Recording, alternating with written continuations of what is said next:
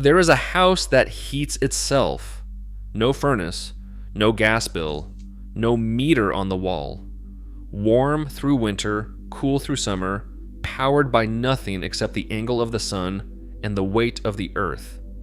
This isn't a new invention. For most of human history, this was simply how people built. The Romans warmed entire cities with a single fire and stone floors. The Persians chilled food in the desert without a single moving part. And in 1972, one stubborn architect in New Mexico built a home from recycled tires and dirt that hasn't needed a heating bill in over 50 years. Then it disappeared. Not because it stopped working, because it worked too well. A house that heats itself is a house you cannot charge a monthly fee for.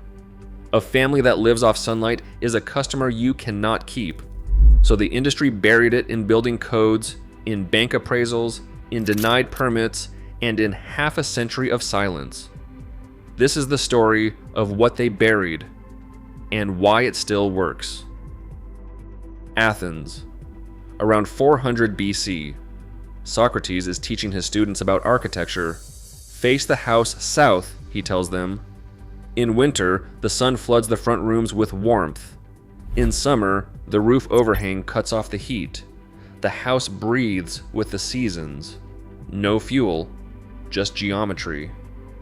His student Memorabilia Xenophon wrote it all down in Memorabilia, the oldest known text on passive solar design, 2,500 years old, and every word still holds up.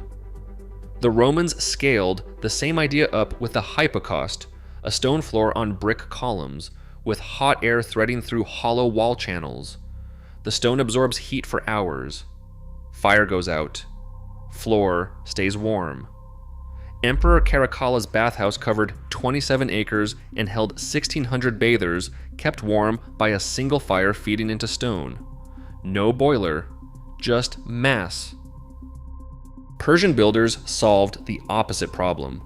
To keep things cold in 120 degrees desert heat, they built the yakchal, walls 6 feet thick, pulling heat in during the day and releasing it into the night sky.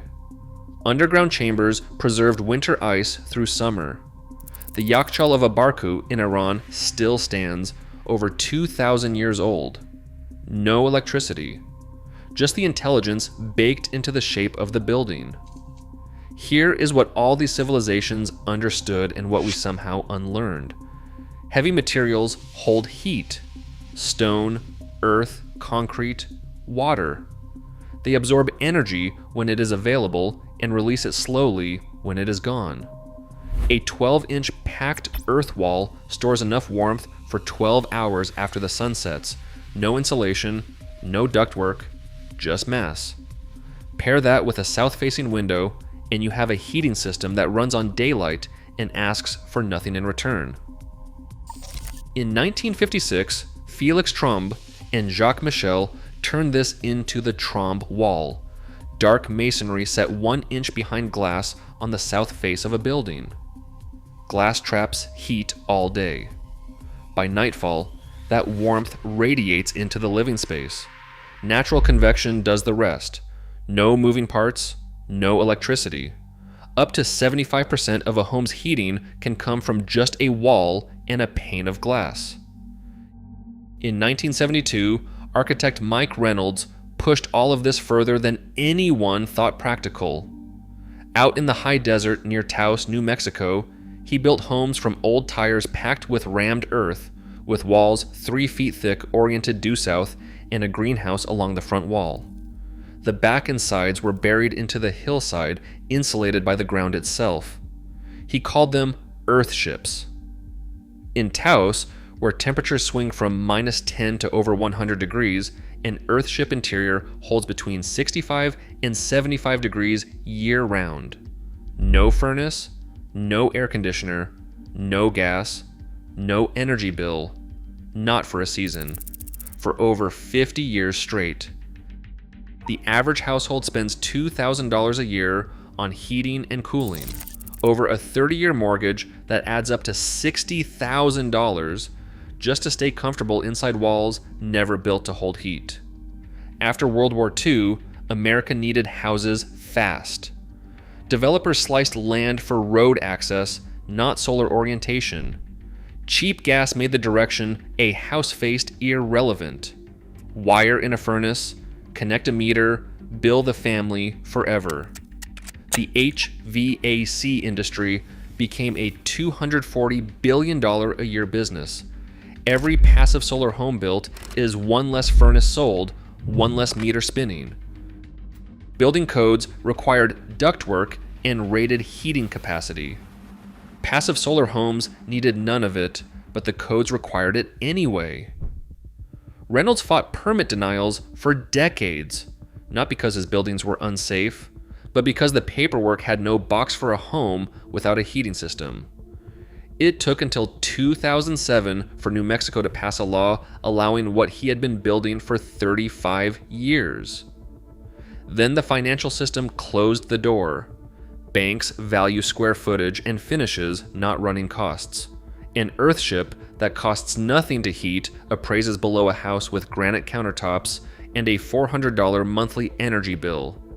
A home that needs nothing is worth nothing on paper.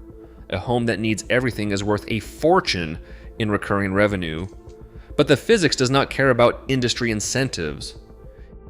In 1991, Wolfgang Feist built a home in Darmstadt that used almost no active heating or cooling. It was the first certified passive house. Today, more than 60,000 stand worldwide, using up to 90% less energy than conventional buildings. These are measured figures, verified across thousands of structures in dozens of climates. The University of Bath confirmed that rammed earth outperforms modern insulated timber frames for temperature stability. In 2023, the UK Building Research Establishment recommended thermal mass as a primary climate resilience strategy. The science confirmed what had been known for 2,500 years and quietly set aside. Think about the house you grew up in. Chances are, it leaked heat through thin walls, burned gas through winter, ran air conditioning through summer, and handed part of every paycheck to an energy company just to be comfortable inside. That was not an accident of design, it was the design. Every home on a misaligned lot, every wall too thin to hold heat, every window pointed away from the sun, these were not oversights. They were choices made by an industry that understood one thing. A house that provides for itself does not need them. So they wrote it out of the codes, talked it out of the curriculum, appraised it out of the market, and they waited for the generation that knew how to build it to take that knowledge with them. But here's what they couldn't bury. The sun still rises in the same direction it always has. Stone still holds heat the way it held it for the Romans. The earth under your feet is still the best insulator money can't buy because it does not cost anything. Socrates saw it. Persian engineers saw it. A man packing old tires with dirt in New Mexico proved it would last 50 years. The knowledge was never destroyed. It was just made inconvenient. 3 feet of earth, a south-facing window, the same sun that warmed Roman floors and chilled Persian ice cellars. That's all it takes. The archive is open. What you do with it is up to you. If this matters to you, subscribe, hit the bell, and pass it on to someone who needs to hear it.